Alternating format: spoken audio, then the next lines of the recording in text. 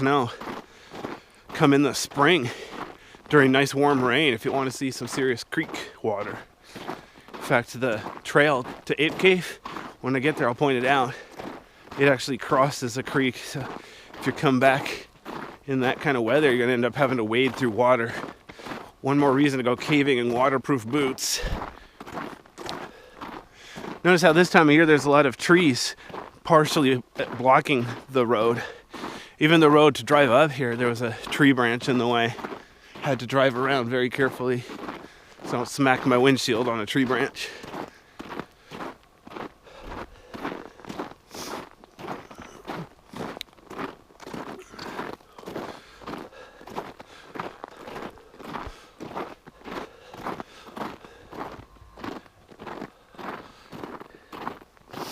Excuse me.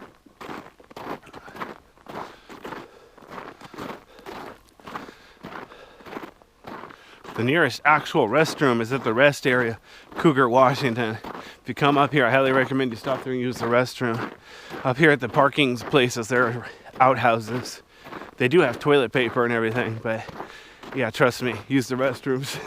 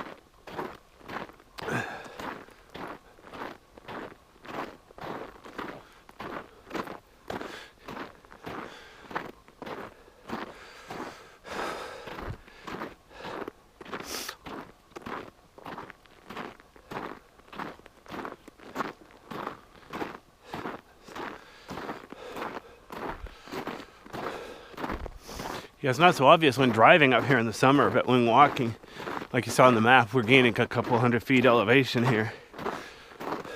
I'm not sure exactly where, but the lower end of Ape Cave is actually below me somewhere. The lower entrance is not at the lower end. From the lower entrance, it's like, you know, quite a distance, like at least half a mile, I think, to the lower end. In fact, for a beginning caver, I recommend just do that. Come here to the lower entrance, go to the lower end and back, call it good for the day.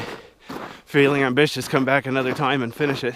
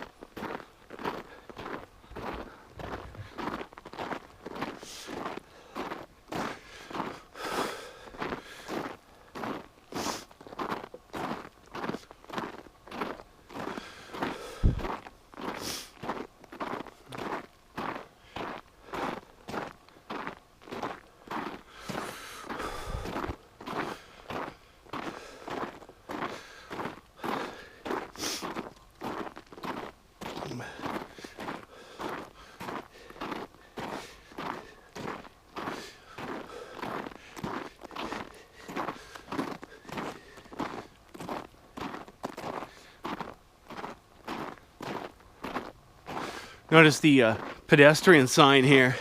It's not like there's any crosswalk up here, really. There is some overflow parking on the left side. The Ape Cave and the main parking lots are on the right side. It's just that in the summer it gets so busy, especially on weekends, that people are walking along the road from their cars to the cave and so on. Kind of like a parking lot, basically. So it's just warning you. But notice how deep it is. I mean, that sign's buried at least a couple of feet of snow. So it's amazing that it's so hard here that I can walk on it without sinking in at all, really.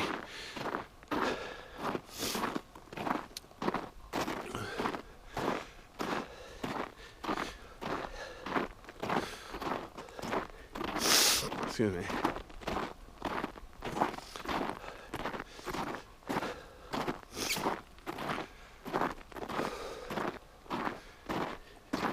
I thought I heard a woodpecker earlier, but that's before I started my video. Back at the parking lot. Not sure what kind of wildlife around here. Maybe it's some other bird with a similar sound to a woodpecker.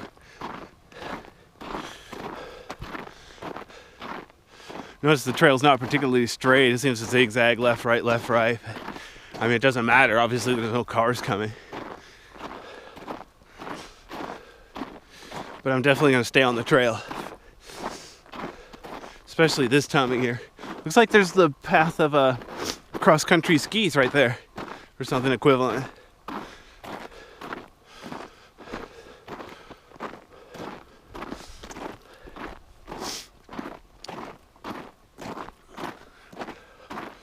So here's the sign on the right. It says Ape Cave, right, 300 feet. There's actually two parking lots. The first one is smaller. That's where oversized vehicles are supposed to park, like RVs and buses. Sometimes the buses do come up here with kids for like school trips and stuff. It's a fun way to learn geology. And then the second parking lot I'll be walking through. That's where normal sized cars and motorcycles park. Notice how the trees hardly have any snow on them. So it's obviously been above freezing at least once since it snowed last.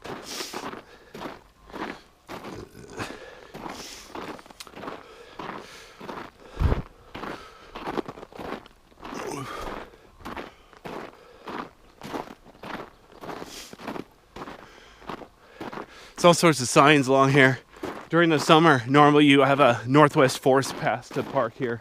It's like $5 for a car for a day, or I think $30 for the year.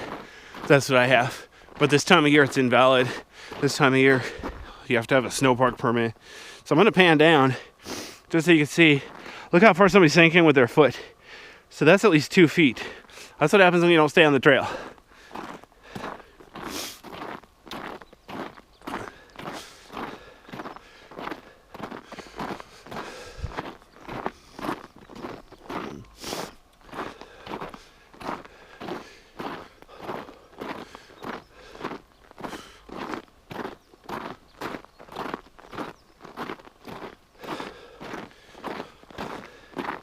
Excuse me.